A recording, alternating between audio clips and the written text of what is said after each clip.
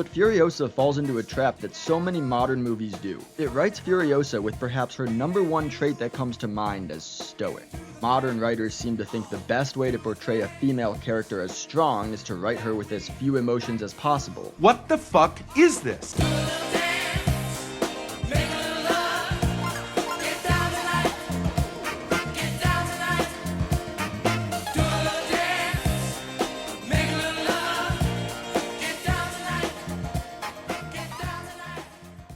So, Furiosa came out about a week ago from when I'm recording this, and I loved it. I watched it twice just to make sure I agreed with my feelings on my first watch because of recency bias, and I still loved it just as much as I did the first time. In terms of action, it was nowhere near being as good as Fury Road. If George Miller really tried achieving Fury Road again, he would probably have a fucking stroke. But still had great action, a great story, fantastic acting and directing, and is easily one of my favorite films of the year so far. However, a YouTuber named The Boss Sauce doesn't agree at all, and I felt that he made a very mediocre video explaining how it's supposedly an unworthy predecessor in his own words. Anyway, let's get into this.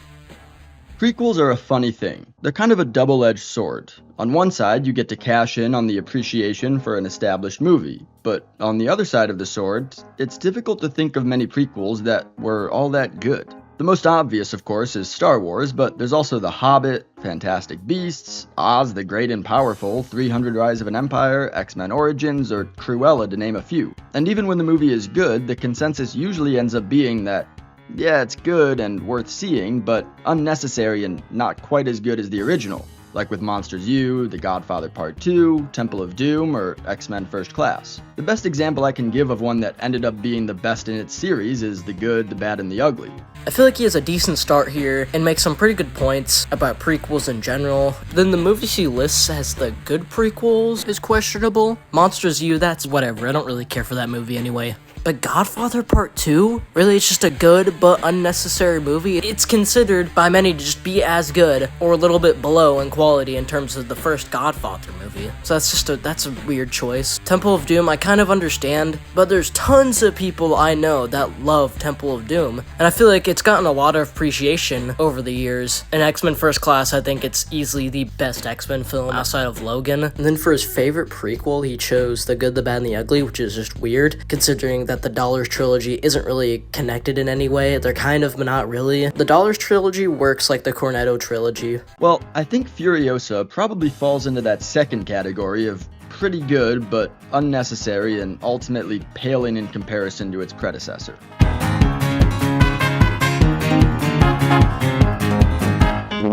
So, how'd the movie do? Well, as a standalone movie, or if it had come out before Fury Road, it's very good. Give it an 8 out of 10. But as a prequel to Fury Road, it's an unworthy successor, or I guess predecessor, if you will. On its own, there aren't many real problems in the writing to speak of. There are some head-scratcher moments where characters don't seem to act consistently. Like, why do Dementis and his gang seem to stop trying to get the information of where Furiosa's from out of her? They just kind of start treating her really well because Dementis likes her for some reason. What? What are you talking about, man? Bro, the reason why Dementis liked Furiosa is pretty obvious. She reminded him of the daughter he once had, and it's heavily implied that he lost his family during his time in the post-apocalypse. So it's not even that hard to believe why he would stop trying to get information out of her. And also, he ended up finding the Citadel, which is a place of abundance. Furiosa shaves her head and pretends to be a boy to escape the captivity of being prepped to be a wife. But when she's grown up and her hair grows back out, somehow nobody bats an eye about this woman driving the war rig, despite the fact that there are no female warriors of any kind besides her.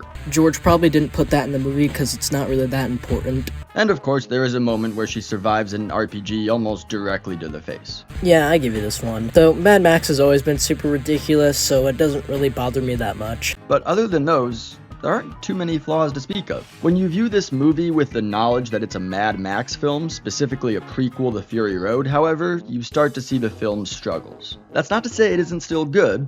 The action scenes, while not as good as Fury Road's, are nothing to scoff at and are still wildly entertaining, even if they're fewer and farther between. The world building is great, better than Fury Road's for sure, but there are problems, like with the pacing. It's long. half an hour longer than Fury Road, and to be honest, it just doesn't justify those 30 minutes. There's a solid portion in the second and third of the 5 parts that really drags on. I've heard this criticism by a few people, and I just honestly don't understand it. I've seen the film twice, and I think the pacing is perfectly fine. I think it moves phenomenally well for a 2-hour and 30-minute film. I was always engaged with the action or what was going on in the movie. There's no parts that drag out or overstay their welcome. I think the flow of the movie is really great. But the real problem with the movie, the primary reason that when viewing it as what it is in relation to Fury Road, it just doesn't cut the mustard, is in its titular character. This movie is all about Furiosa, and in that regard, the movie falls short. Because the biggest thing it lacks isn't world building, it isn't an engaging and mostly logically consistent plot, it's character development.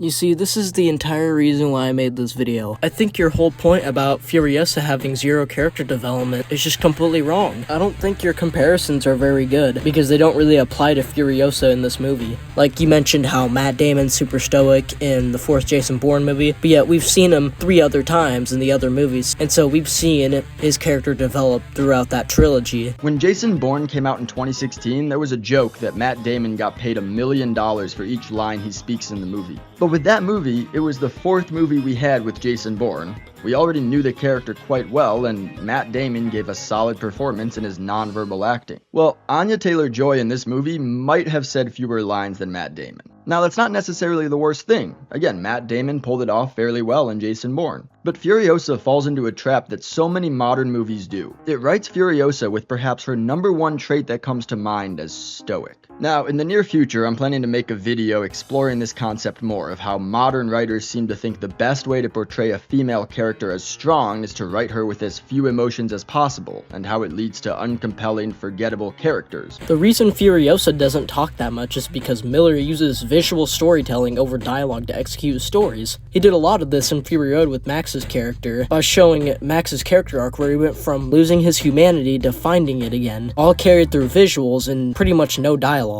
And just like Max, her character progression is shown through her actions in the story. For example, when she sees bikers in the green place, she tries to go sabotage their bikes by herself, which shows how brave she is and how skilled she is. And she also tries escaping those men multiple times during this beginning part of the movie. And despite her mom telling her to go back to the green place and leave her behind, she goes back for her mom, and despite seeing her mom get tortured to death, she doesn't open her mouth about where the green place is. And then after the entire action scene involving the Octoboss's men trying to take over Praetorian Jack's war rig, she helps Jack, and then instead of shooting him, like most Wastelanders probably would, she tells him to pull over. And instead of leaving Jack to fend off the attack at the bullet farm, despite Jack giving the signal to leave, she decides to go back for him because she doesn't want to lose the ones she loves. And all of these little actions explain why she would probably rescue the wives in Fury Road. Then you also bring up how it's interesting to see a stoic character having their stoicism break. Not all stoic characters are poorly written.